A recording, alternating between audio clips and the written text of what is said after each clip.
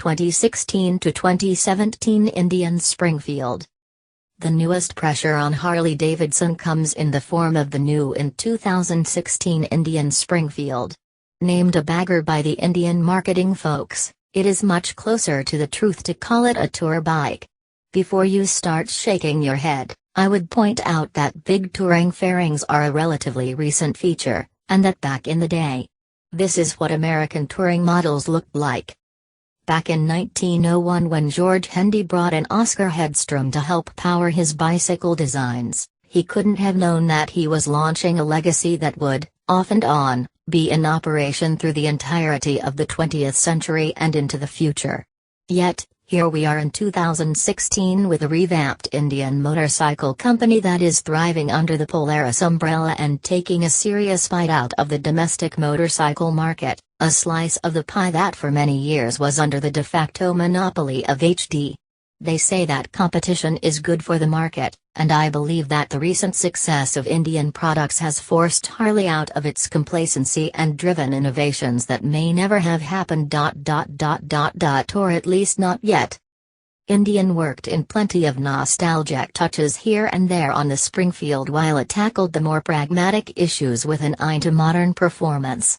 This new ride is meant to serve as a tribute to the original Indian factory in Springfield, Massachusetts, so join me whilst I evaluate how they did. Continue reading my review of the Indian Springfield. Roses are red, violets are blue. I'm schizophrenic, and so am I. This was my first thought looking at the touring features on the Springfield, and the way you can quickly, sans tools, convert the sled from an old-school tour bike to a boulevard cruiser. The factory took steps to make sure the quick connect mounting hardware did not offend the eye with the hang-on equipment removed, and they even included a split seat designed to allow you to quickly remove the pillion pad for that solo appeal. This is definitely a bike with a Gemini personality. The overall panache is that of the quintessential American cruiser, circa 1950s and 60s, and it carries the unmistakable Indian DNA markers so familiar to longtime fans of the brand. The look comes on full bow with a fully balanced front fender and classic Indian head fender jizzy, and stays strong across the body panels and full rear fender. An antique-looking speedometer face establishes a strong connection to years past, and while the chrome instrument panel has a nice shape, it also bounces light right back into your face like one of those reflectors people use on the beach to tan the underside of their chin. This is a point of contention for me, however small it may seem. I suffer from mydriasis, which makes my pupils dilate just a little more than the light conditions would call for, and just the chrome on my riser clamp is enough to cause pain and distraction, even through both my riding shades and smoked helmet visor. I'm not saying don't buy a Springfield for this reason, just saying that if you do, be prepared to buy some extra dark shades, or some sort of dash cover. Beyond that, there is plenty of chrome bling in all the more appropriate places, to include the front fork skirt, headlamp nacelle and the engine, exhaust components. Bling is fun and everything, but I expect more from a bike that's built to tackle the open road. To that end, the factory blessed the bike with cruise control, ABS, keyless ignition and a tire pressure monitoring system, TPMS, all good stuff that's becoming more ubiquitous, and more in demand, every year. Typically, one would expect large bikes like this to ride on a welded, tubular steel frame, but not the Springfield. The engineers started out on a cast aluminum frame, a construct that leaves us with a stiff, but light, starting point.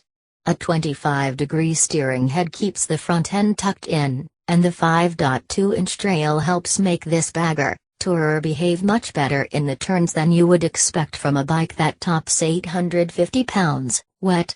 Another thing that aids in cornering is the 5.6 inches of ground clearance that allows you to lean into the turns quite a bit before you start throwing sparks. Massive 46mm front forks buoy the front end.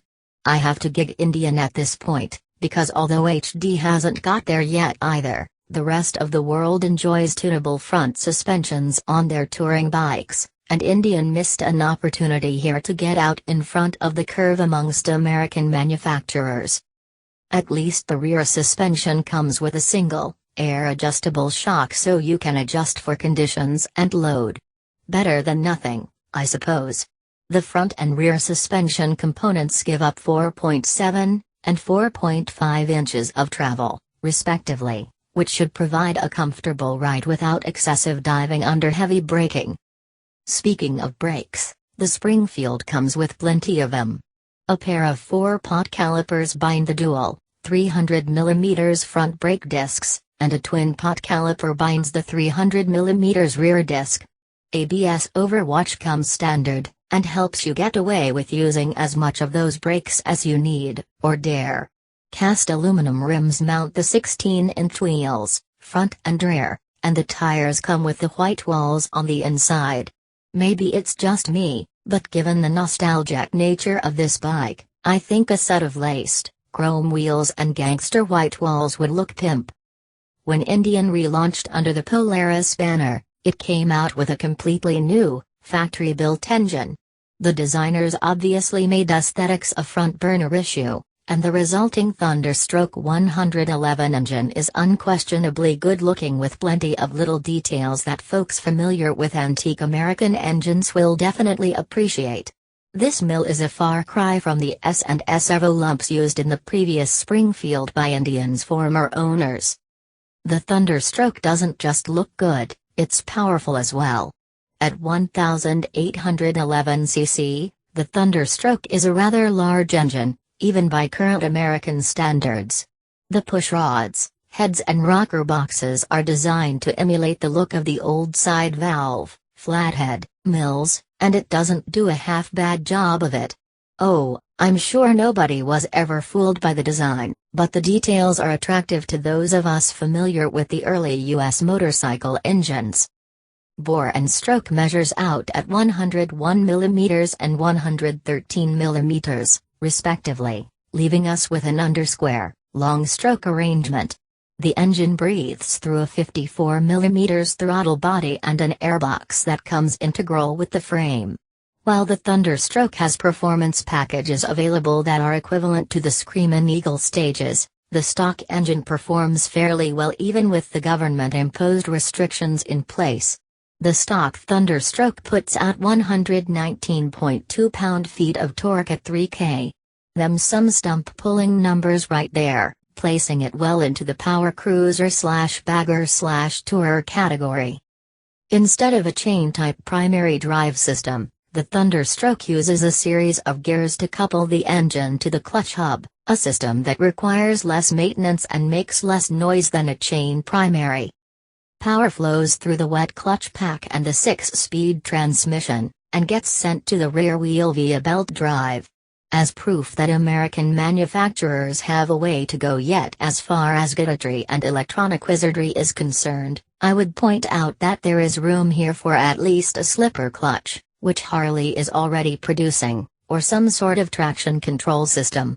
I mean, come on. You already use an electronic fuel injection system and that's the hard part. Traction control would be a good step toward garnering more of the domestic market. The Springfield comes with a starting MSRP of $20,999 for Thunder Black, pretty much in line with the genre, and actually a bit more expensive than the fairly comparable HD Road King. It can also be had in Indian Motorcycle Red for $21,449. New for 2017, Indian added two-tone colors steel gray over burgundy metallic or blue sapphire over star silver for $22,099.